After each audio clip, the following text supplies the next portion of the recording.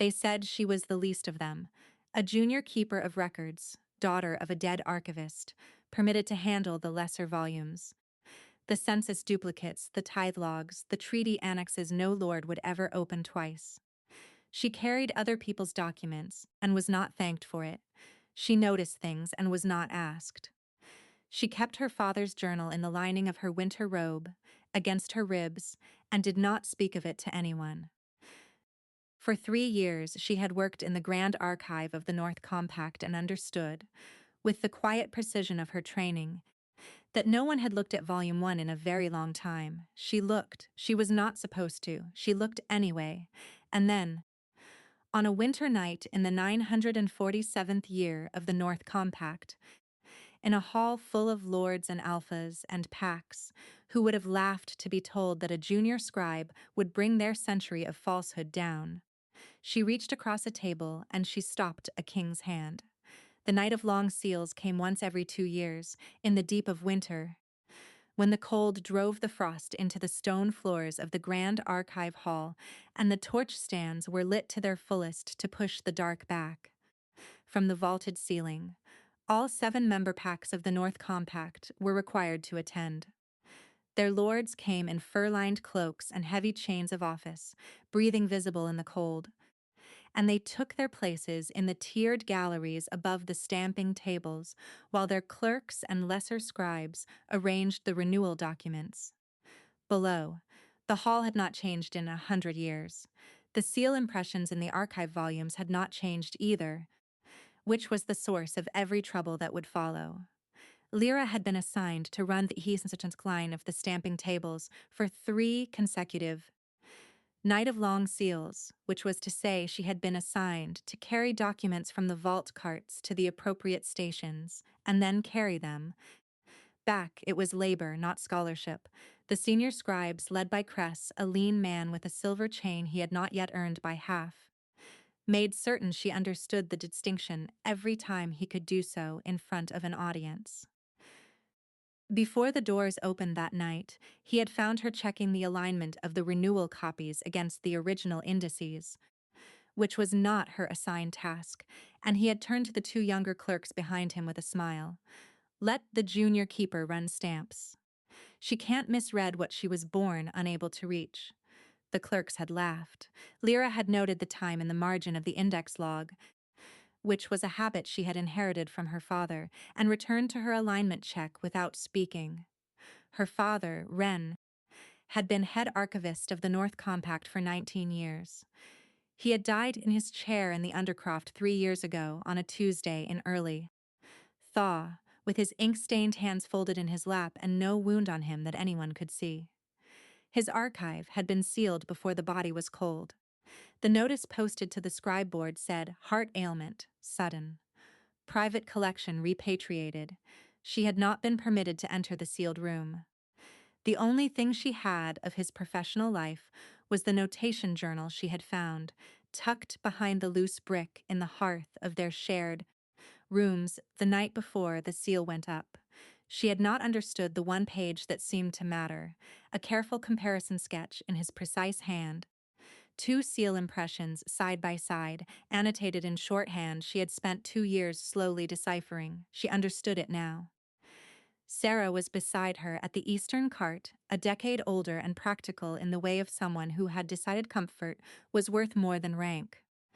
Sarah handed the volumes to Lyra in order, without being asked, and that was the whole of the hierarchy between them at the eastern line. "Cold night for kings," Sarah said without looking up. "Cold night for everyone," Lyra said. The great doors opened at the hour of second bell, and the packs came in. The Alpha King was announced last, as was custom. The hall went still before he arrived, a stillness that moved inward from the doors like water filling a vessel. Lords and clerks and scribes all going quiet in the particular way that large bodies of people go quiet when the largest power in the room has entered it. Lyra was at the eastern table, setting the renewal copies in their ceremonial order, when she heard the shift in the air. She did not look up. She looked at Volume 1 instead. She had pulled it from the archive vault that afternoon on the pretext of verifying the annex. dates, which was a pretext because she was not assigned to annexes. But the vault keeper had not checked, and so she had it. Volume 1 of the North Compact, year 847 of the Compact era, the original signed document of the Seven-Pack Union. She had not read it. She had looked at the seal impression on the founding page, the royal alpha mark pressed in silver into the wax, the one that every renewal ceremony would officially repress and confirm. She had compared it to the notation her father had sketched 100 years later, and she had sat in the vault for a long time afterward. The mark in the original was not the mark that appeared in every renewal since 850. They were close. They were not the same. One line in the sigil's lower register ran southeast and then curved back. In every renewal after the third, it ran southeast and continued straight. It was not a careless error. The deviation was precise and consistent across 100 years, which meant it was deliberate, and if it was deliberate, it meant someone in the third renewal year had decided to change what the Alpha King was. Signing, and no one had caught it since. Lyra was aware of movement at the northern end of the hall, where the royal table stood. She picked up Volume 1 and walked there. He was standing when she reached the royal table, already looking down at the document his Lord Steward had set for him. Lord Voren, who administered the seals, stood at his left, a man of 58 with a deliberate smile and a chain of office that caught the torchlight. The king did not look up as Lyra approached. She was not the sort of presence that caused kings to look up. She set Volume 1 on the table beside the renewal copy and opened it to the founding page. My lord, she said. She had practiced the steadiness of her voice. It held. He looked up then. She had not seen the Alpha King close before. She had seen him at ceremony distance, across halls. Close, he was not what she had expected from someone described as the most feared man in the North Compact. He had a wide, plain face, not handsome in the court sense, irregular in the jaw, with deep-set eyes beneath a heavy brow and a scar that ran across his right palm and disappeared into his sleeve. He was watching her with an expression that was not contempt and not welcome. It was a kind of attention she did not have a name for. Your seal mark, she said. The one you'll press tonight. I need you to look at this before you press it. Voren's voice came from her left, smooth and cold. This is not the time for a junior keeper's. She placed her finger on the founding page impression, and she placed her other finger on the renewal copy's pre-inked stamp beside it, and she said, they are different, the lower register, this line. She did not look at Voren. The king looked down. He looked for a long time. She did not know at that moment that the silence that followed would be the one people would describe afterward as the moment the hall changed. She only knew his breathing had slowed, the way breathing slows when a person has seen something that requires them to recalibrate everything behind. She reached across to indicate that specific line of divergence in the sigil, and as she did, her wrist brushed the pre-inked stamp, and something passed between the silver ink of the original and the skin of her hand, a heat, brief and strange, with no rational source. She pulled her hand back. He had felt it too. She saw that in the small stillness of his body, the arrested quality of his attention. Do not press the stamp, she said, before she could stop herself. He did not press it. He looked at her. Show me again, he said. Voren's voice came louder. My king, this is a minor clerk who has overstepped her. I said, show me again. He had not raised his voice. The hall carried it anyway. She showed him again. The room had not returned to its ordinary noise. People were watching. She was aware of crests somewhere to her right, aware of the tiered galleries above, aware of Sarah frozen at the eastern cart with a volume held against her chest. She was not aware of being afraid, which surprised her. She was aware of things precise. Precision was a habit she had inherited from her father, and it served her now the way it had always served her. As a kind of armor that looked like nothing at all. The ceremony was suspended. Voren said the phrase himself. A technical delay on grounds of document verification, and the packs were asked to wait in the galleries while the royal table resolved a procedural question. Lyra heard the phrase and understood that Voren had done that to control the framing, to make it administrative rather than accusatory. Because accusatory was a direction he was not yet ready to open. She filed that away. Sidon, the Alpha King, she told herself, not Sidon. She did not know him well enough for his name, was escorted with his guard to the archive antechamber adjacent to the hall. Two of his people, and Voren and Cress and Lyra with the 2 volumes under her arm. The antechamber was small and cold and lit by 2 fat candles on a wall bracket. She set both volumes on the reading table and spread them open to the relevant pages. She showed him the deviation across 6 renewal cycles. She had marked each with a slip of onion skin paper and a notation in the margin giving the year of the ceremony. She had been preparing this for 2 years, since she finished deciphering her father's sketch, while not quite knowing what she intended to do with it. What she had done was walk to the royal table on the night of Long Seals and stopped a king's hand, which was not a plan so much as a consequence of the evidence being undeniable, and the moment being present. He said nothing for a long time. He stood over the spread volumes with his hands flat on the table, not touching the pages, not yet, and read what she had annotated. His face did not move much. The scar on his right palm was visible from where she stood. She noticed, without choosing to notice, that the heat from his body reached her across the table's width, something she immediately filed as irrelevant. "Your name," he said. "Lyra. Junior Archive Keeper, Eastern Division. Your father." She had not expected that. She went still. "Ren. He was head archivist until 3 years ago." Something moved across his face. Not surprise. Something older than surprise. He straightened and looked at Voren across the table. Voren's smile had not changed in any way that would be visible to someone not trained to read documents for a living. Lyra read it the way she read marginalia, the small notation beside the official text, carrying the meaning the text was written to obscure. He knows. He has known. This is not news to him. She kept that knowledge in her chest, alongside her father's journal, and said nothing. Sidon dismissed Voren and Cress with 2 short words, and the sound of the antechamber door closing behind them left a particular quality of stillness in the room. The candles on the wall bracket threw a thin, warm light. He came around the table to stand beside her rather than across from it, and she did not step back, though the space between them was closer than the distance she was accustomed to in professional exchanges. He bent his head over the open volumes, and she could feel the warmth from his shoulder and the controlled steadiness of his breathing near her temple. She pointed to each annotated year without speaking. He read each one. His hands rested flat on the table again, bracketing the volumes without touching them, and she was aware of the scar on his right palm with a precision that was not professional and that she chose to ignore. He straightened after a long time. She straightened also, which brought her marginally closer to the level of his face. There was ink under his fingernails, she noticed, which was not what she expected from a king.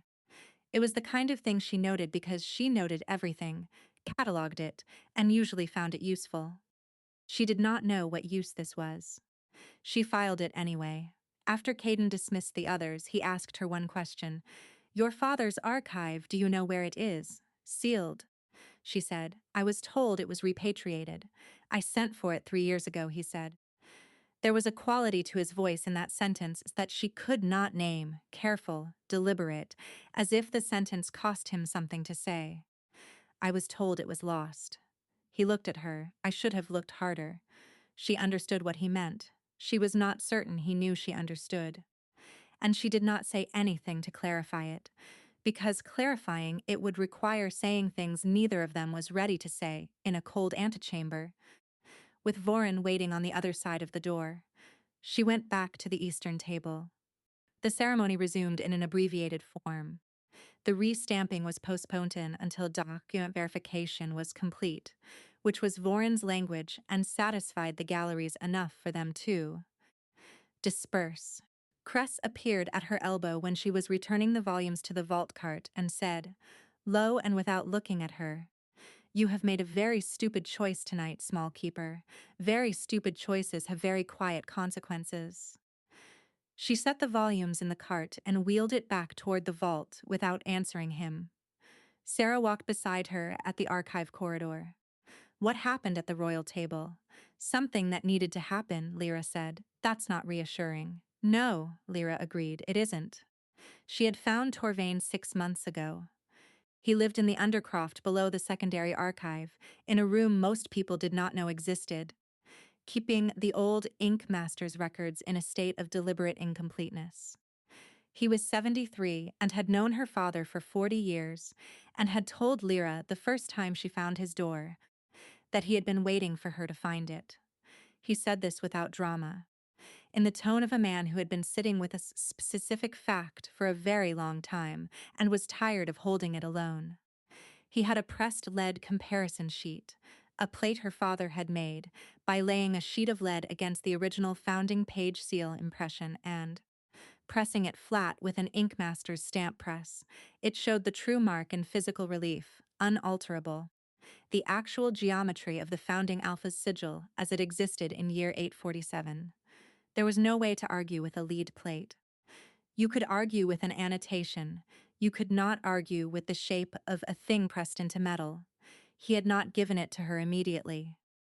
He had told her, when you need it, you will know you need it, and you will know how to come for it. She had thought he was being deliberately obscure. She understood now that he had meant the Undercroft's silver-inlaid barriers, the ones that kept unshifted wolves from accessing the deepest archive, where the oldest materials were stored. She could not carry a Lycan guard through those barriers without announcing what she was doing. She had to go alone. She went the night after the Night of Long Seals ceremony, before the postponement expired. She went in her archive robe with a small oil lamp and her father's notation journal pressed to her ribs. Because she had learned from him that you brought the record with you, and you brought your own light. The Undercroft below the secondary archive was older than the archive above it. The stairs were carved from the bedrock rather than laid in dressed stone, and they curved in a way that made the bottom invisible from the top. She had been to Torvain's room twice by a route that bypassed the second landing. She knew the second landing existed because Torvain had told her what it held, and she knew why she had never approached it directly. The silver barriers were set into the stone threshold there, a row of thin silver rods embedded flush with the floor, invisible unless you bent your lamp to the level of the stone and looked for the seams.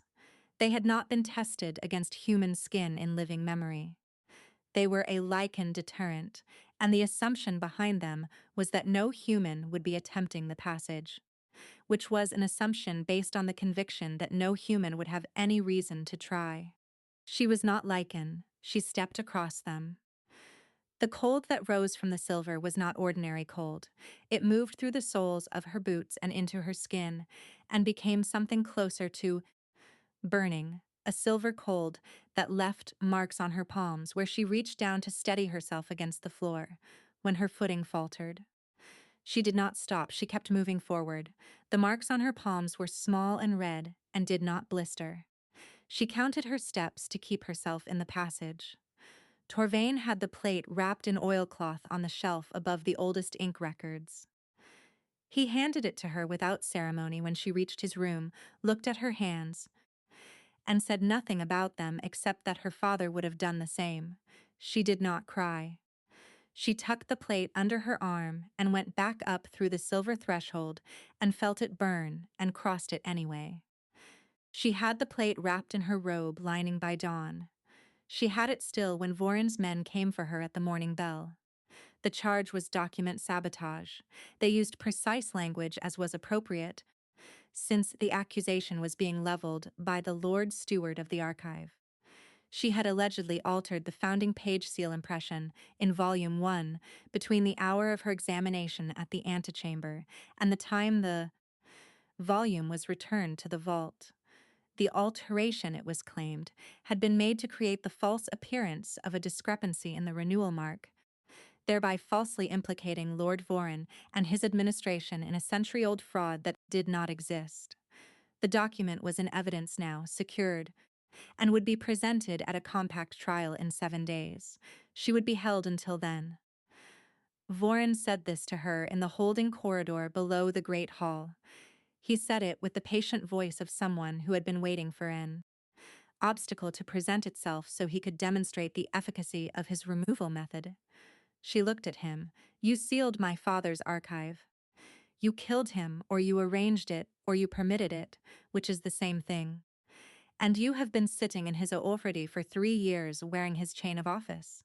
She did not say any of this. She said, I have committed no alteration. He smiled with the portion of his face that was unrelated to his eyes and left her with the guards. Sarah was taken separately, an hour later, on grounds of being a material witness who required securing.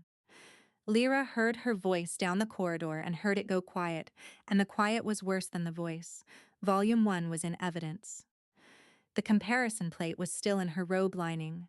They had not searched her robe, which was either a mistake or an indication that Voren did not know about the plate.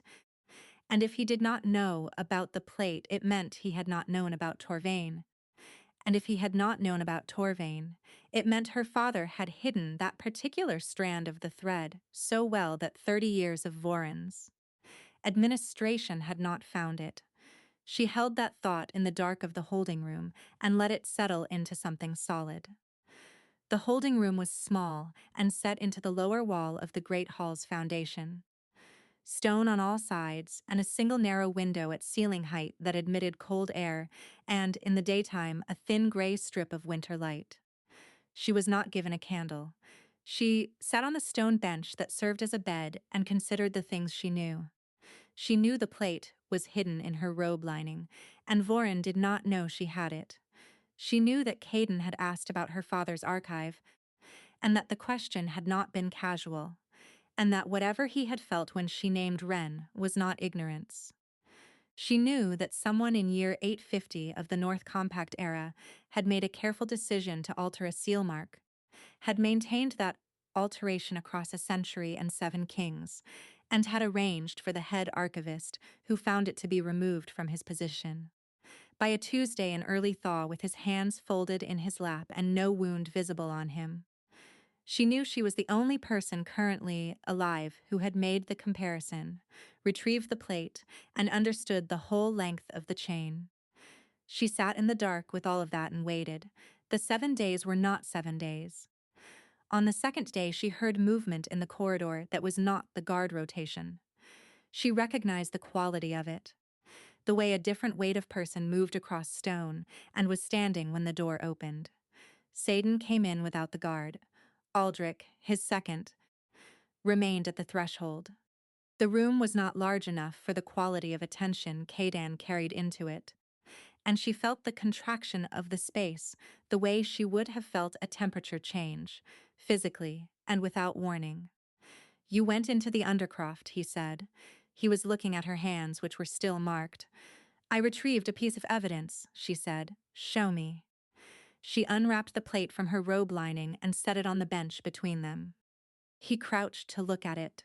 He looked for a long time. He did not touch it. Your father made this 30 years ago, before he was head archivist. He left it with the Inkmaster in the Undercroft, wrapped with instructions to give it to the next person who asked the right question. Seddon said, what was the right question? He never said. Torvains decided it was me. He looked up at her then, and she held the look because looking away felt like conceding something she was not willing to concede. There was a quality to his attention that she had first noticed at the antechamber table and had been cataloging since. It was not the attention of someone deciding what to do with her. It was the attention of someone looking at a thing he recognized from a very long time ago and had not expected to find in this form. The plate shows the true mark, he said. It shows the founding mark. The mark pressed in year 847. The mark that every renewal has gotten wrong since year 850. 3 years after the founding. 3 years after the founding, she confirmed. When the 3 bloodhouses of the Eastern Reach filed the land grant reassignments. 1,400 league holdings, transferred from Crown administration to House control. She watched him. The reassignments were authorized under the renewal seal. If the renewal seal was already altered by then, the authorization was signed under a false mark, which means the Bloodhouses have held those holdings under a fraudulent warrant for 100 years. The silence in the holding room had a different quality than ordinary silence. He stood. He was very close in the small space. She could feel the warmth of him from where she stood, and her heart was doing something her training had not prepared her for, which she categorized as irrelevant and set aside. "You came from the silver threshold," he said. "With this, yes. The barriers mark an unshifted crossing. You would have known that. I knew it." He looked at her burned palms again. Then he looked at her face. "Stay here," he said, which was not an instruction that required compliance since she was in a locked room. But she understood he meant something else by it. He meant that he was coming back. He meant for her to trust this. She did not say that she trusted it. She said nothing. He left with the plate, and she sat back on the bench, and she waited. What she had not anticipated was how large a thing it would be when it moved. The assembly was called in the Great Hall on the third morning, summoned by the Alpha King's direct order, rather than through Voron's administrative channels, which was itself a signal to everyone who knew how to read it. Lyra was brought from the holding room to the hall, still in her archive robe, with Aldrich at her left and 2 of the royal guard at her right. Sarah was already there, placed in the witness station at the gallery's lower rail. Lyra caught her eye. Sarah gave a single small nod that meant she was here, unbroken, and Lyra should continue. The 3 Bloodhouse lords of the Eastern Reach were seated in the Lords' Gallery, as was their right as compact members. Lord Merritt of the Eastern Reach's neutral territory sat apart from them, arms crossed, expression sealed. The senior scribes were present.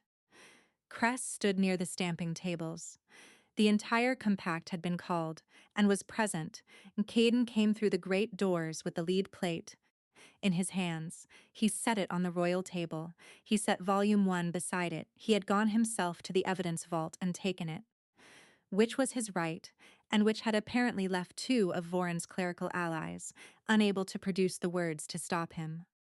He opened the founding page. He laid the plate against the impression. The match was absolute and visible to everyone in the gallery who leaned forward to see it. Voron said, from his position at the council table, "The plate is an artifact of unknown provenance, and should be Torvain." Caden said.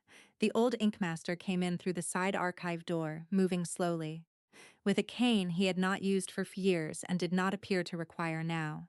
He had brought his own Inkmaster's records, the physical log of every comparison plate he had made, dated in the formal archive hand, with her father's name beside the entry for the plate, and the date and the notation reading sealed for provenance, held for claim.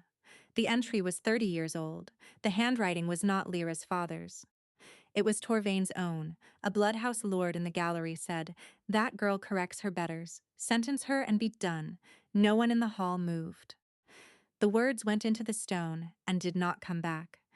Caden picked up the royal stamp, the one that had been pressed falsely for 100 years, and set it aside.